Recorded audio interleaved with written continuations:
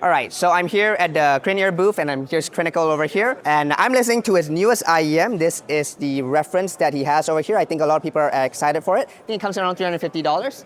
So Crin, to be honest, I'm upset with this IEM. Upset that you didn't release it sooner because you wouldn't have wasted everybody's time who's waiting for this. And I can tell you that this is bad. Like Michael Jackson's really, really bad, you know? Because this is fire. Like fire, like I want to set it on fire.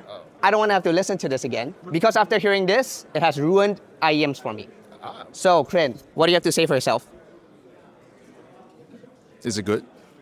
Yeah, it's pretty good. So jokes aside, this is actually quite a good IEM. I think it's a great rendition of that quote-unquote new meta style tuning. I know everybody's kind of tired of that tuning, but I think the problem is that a lot of IEMs just kind of do it without really thinking through the entire cohesiveness of the package. And I think Crin did a good job with the cohesion here for that sort of new meta tuning. I think crucially for me, it does three important things. The first is that in that sort of lower mids, bass region, sort of that intersection there, it doesn't feel bogged down. I think a lot of IEMs that try to do this sort of new meta tuning and try to be super neutral, they do get bogged down in that region. It does feel slightly muffled there, loses some of the character and texture of the notes. The second thing is that it has actually a good amount of bass weight and thump to this IEM, despite being, ostensibly flat, right? Quote unquote flat. It actually has just a hair above what you would consider, I guess, neutral for bass. So it just has just enough of that thump at the low end, so it doesn't feel limp in any way. And I think the bass quality is pretty good. There is, a boominess to it, and it doesn't decay like super quickly. And I would say it's not super punchy, but definitely a bit more of that boom punch sort of nature. So it's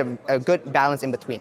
As for the treble, I would say that this IEM has pretty good treble. It's a good treble extension. It's not a sparkly or airy or very shimmery IEM, but it definitely does have a good extension to allow notes to have just enough crispness, just enough sharpness to retain some of the character, some of the transient energy, so it doesn't sound overly dampened or muffled, which I think a lot of IEMs strive towards if they're trying to go for that super ultra controlled treble response. So this one, walks that balance really nicely. So overall, I do think this is quite good, but I think compared to the Daybreak, I think most people would be better served with the Daybreak, given that the Daybreak is a lot cheaper, and the fact that I think it's more of a U-shaped tuning, so it has a bit more bass and a bit more upper treble in the tail end. It's a bit more exciting. This IEM is really for those who want something that is very neutral but isn't too boring. I wouldn't say this is the first IEM. I'd say probably the Daybreak is probably better for that, but it's definitely a good one to add to your collection if you're really striving towards trying to get a really neutral set.